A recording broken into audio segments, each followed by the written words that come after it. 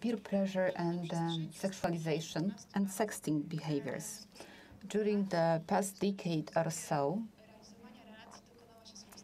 we've seen a major revolution in our communication methods. Young people are definitely the winners of this revolution. The mobile communication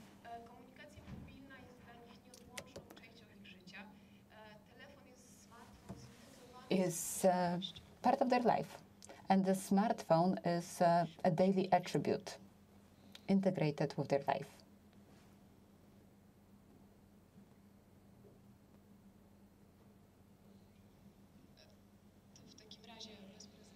I will continue without the slides since they do not change. So as I said, the smartphone is an integrated element of their daily life. One of the reasons why young people have found their way to the world of the mobile communication is the autonomy that they may enjoy. They are able to share various contexts by text messages and by pictures without any control and knowledge of teachers or parents.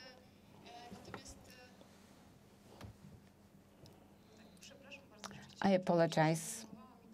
I think that I'm getting somehow stressed out because of this technical situation, and I'm out of sync. Okay, hopefully I'm in control. So they do a lot of things online or with their mobile devices. The time of puberty and social emancipation is the time when they explore their identity and try to build their identity. They test borders, they look for independence. And a great role is attributed to mobile devices and mobile communication. This is all okay, but given the limited capacity of self-regulation amongst young people and the huge susceptibility to peer pressure, we see that the use of new technologies may entail some risks and threats, and this is a concern to professionals and parents. Mobile devices that support the development of young people are at the same time used by the young people to engage in risk behaviors. And very often they produce and then they disseminate sexual content. So this is sexting. Sexting is nothing else but a combination of sex plus texting.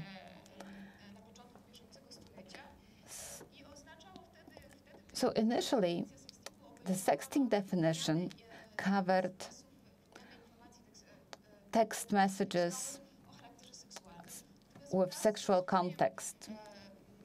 But as the mobile communication developed and smartphones prevailed, sexting that includes also sharing of films and pictures with sexual context.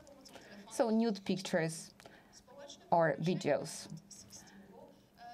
The sort of perception of sexting in general public is very limited.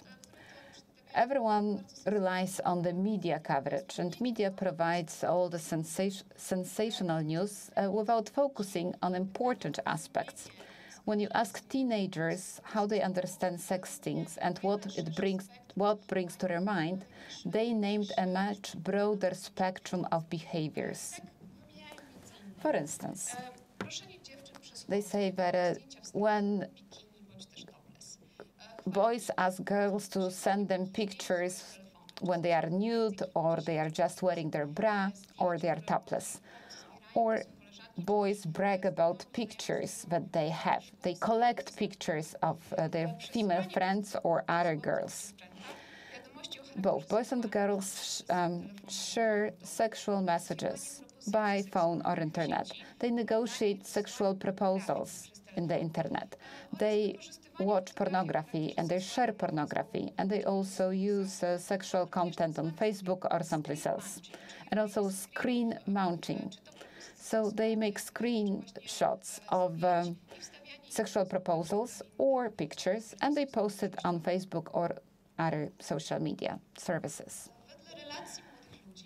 According to young people, sexting is commonplace. It's part of their daily life, and they do not really feel any emotions about it. They don't feel surprised or appalled. I remember one meeting with young people, and we talked about sexting. One boy, when we talk, got such a picture on his smartphone. So sexting is part of their daily life, and it is prevalent in the established relations, but it also happens with the newly met individuals. It's usually boys who approach girls with the request to get their pictures. And based on their willingness of the girl to share their pictures, boys decide to date or not to date such girls. Girls rather refuse to send such pictures, and if pictures send their sexual pictures, they would rather do it on their own initiative without any prompting. So we see some dual standards because of the gender differences. Boys who are engaged in sexting behaviors are appreciated for that and many times admired and justified. But girls who show some sexual activity are subject to criticism and negative assessment. And many times vulgar terms are being used to describe their behaviors. Our foundation has run a study with 600 young people, teenagers, about sexting. And the findings from the study imply that sexual pictures are being sent by every 9 Polish teenager. And from this group, 70% has decided to share such pictures with someone with whom they were in a relationship. 30% would send it to some acquaintances or people that they know, and 12% send it out to strangers.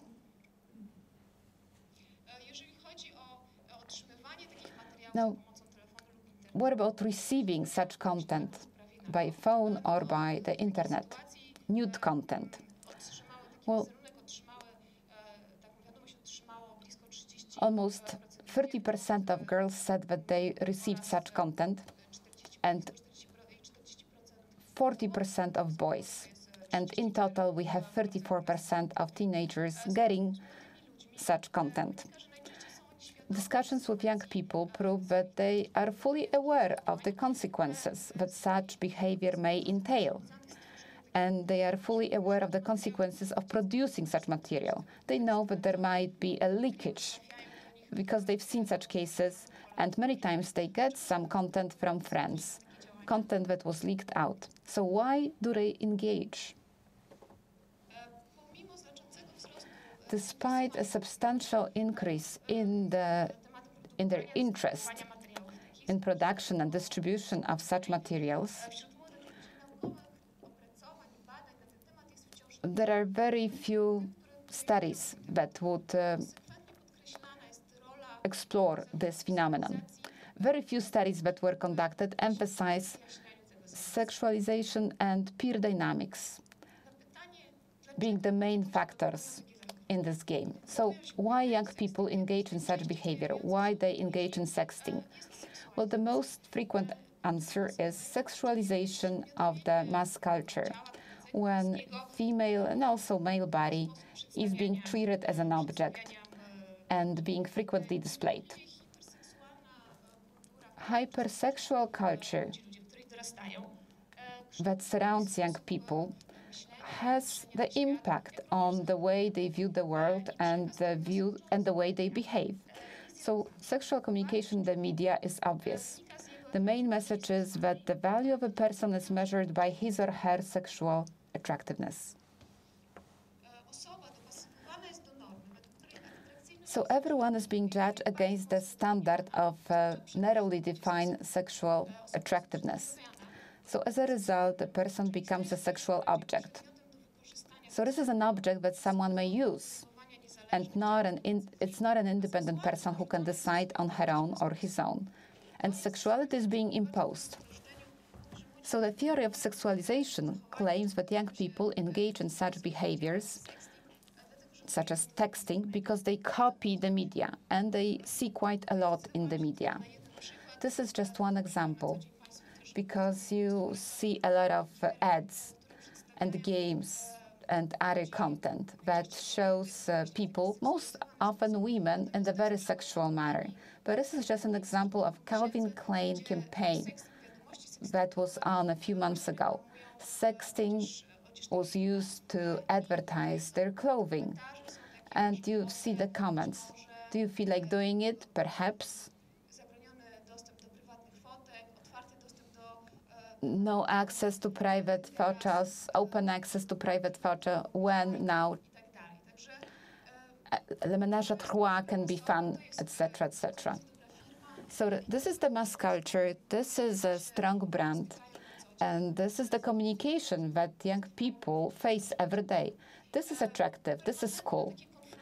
And the permanent confrontation with sexual messages and sexual content leads to a situation where emotions and actions taken by young people, especially girls, are focused on their own body. So they take efforts to live up to the standards that are set by the media. And this preoccupation with one's self-image is very visible in the pictures that they post in the social media. And this is also visible with the huge number of selfies being thrown at the number of social media portals. And such sexual contents helps endorse sexual stereotypes, that women are sexual objects, etc. And as a result, young people internalize such role models, and then they treat themselves like objects. As a result, they have very carefree approach to their own image and their own profile. Brian McMyer said that Western communities became the culture of striptease, where people disclose and display. And this is combined with the renegotiation of the borderline between the public and the private spheres. Another thing that is interesting from the point of view of sexting and risk behavior is peer pressure. Many studies point out that, unlike what we think, the main threat for young people is not strangers that approach them because of the technology, but the main risk comes with pressure coming from peers. And young people admit that they feel that they are under pressure to share some sexual content, to raise their profile amongst their peers, and to be accepted by the peers. So we speak about the age of puberty, when peer pressure is the main benchmark for young people. And this is a huge influence for them. Teens are very preoccupied with how others see them, what others think about them. Their peer group has a huge influence on their attitudes and behaviors. This is the time when young people try to become autonomous. They want to separate from the family, they want to be part of the group, and they want to be independent. However, being part of the group comes at the price. Many times it means that group members have to comply with the group standards. So the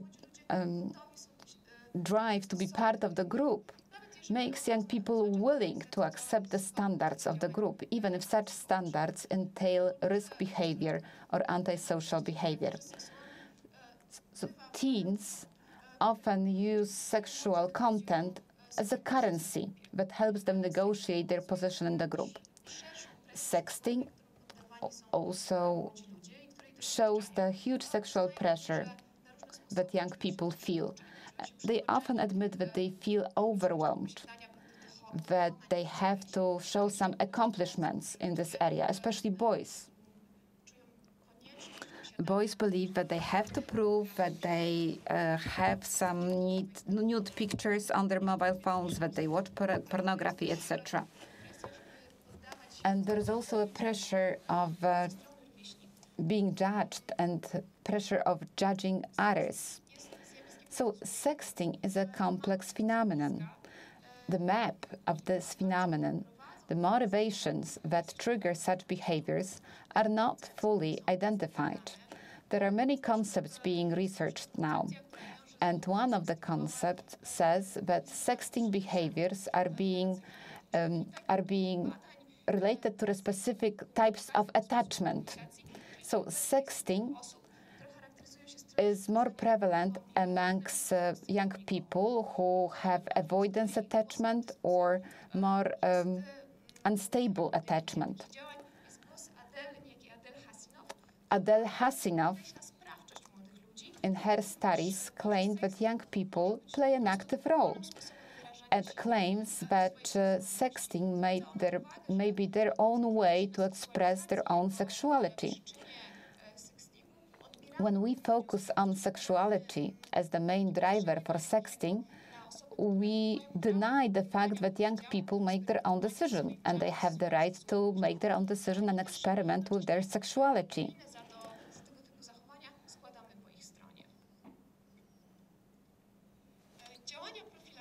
Prevention. So preventive interventions should engage parents and the school community. The topic of sexting deserves more attention from researchers and professionals. Feedback from young people is clear.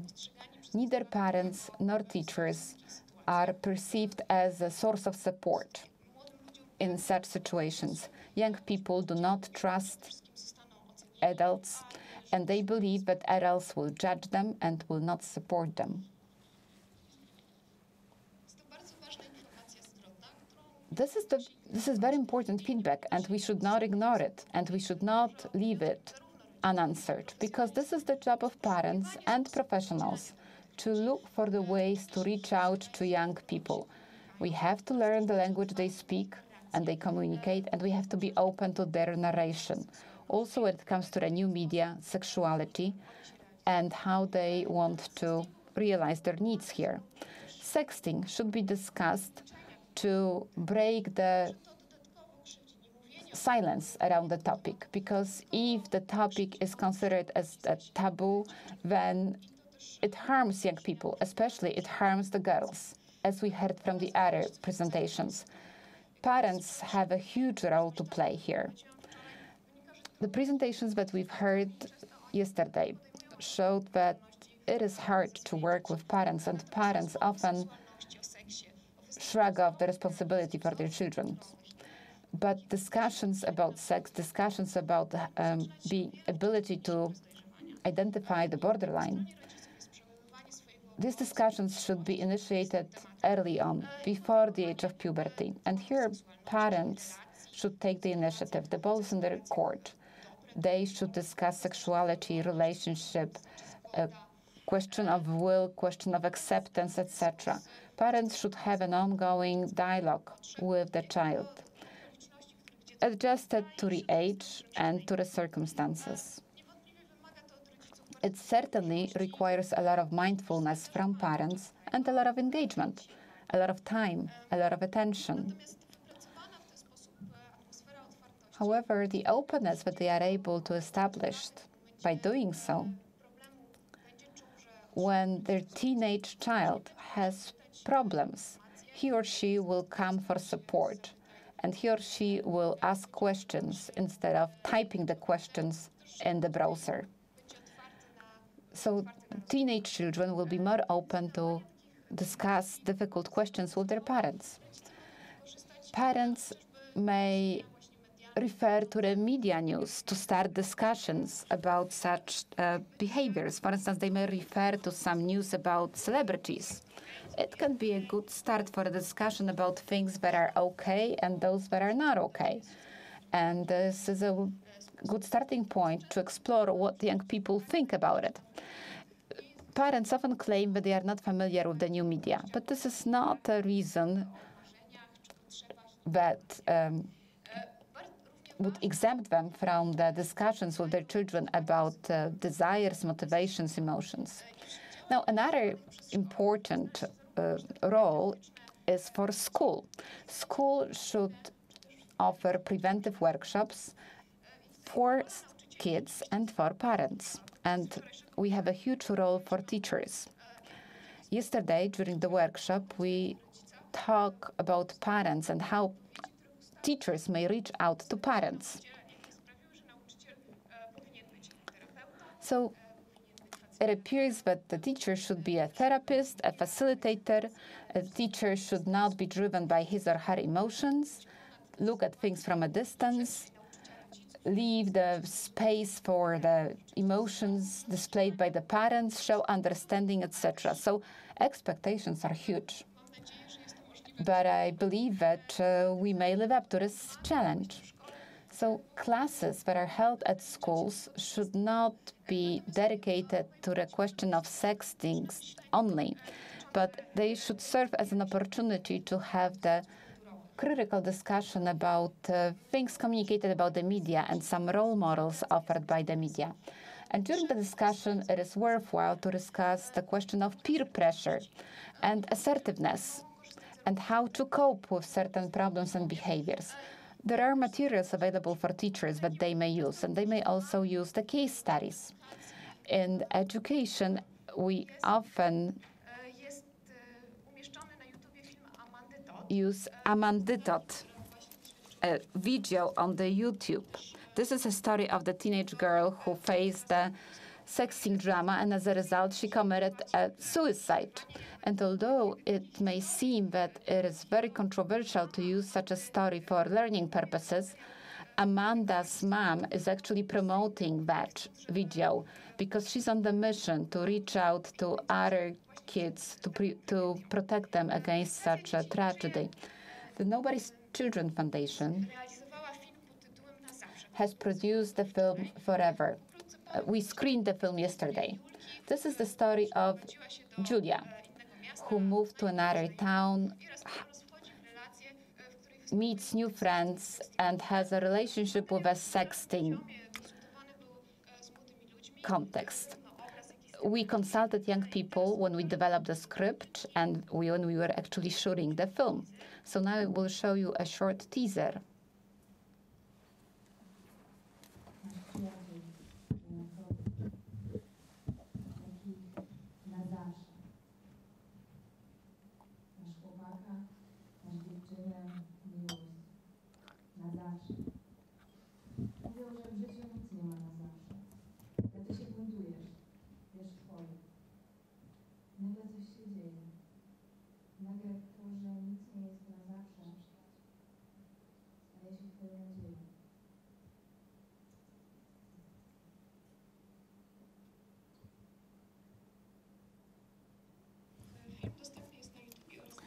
So it's available on YouTube, and it is also available on the CDs that you were getting in your material kits.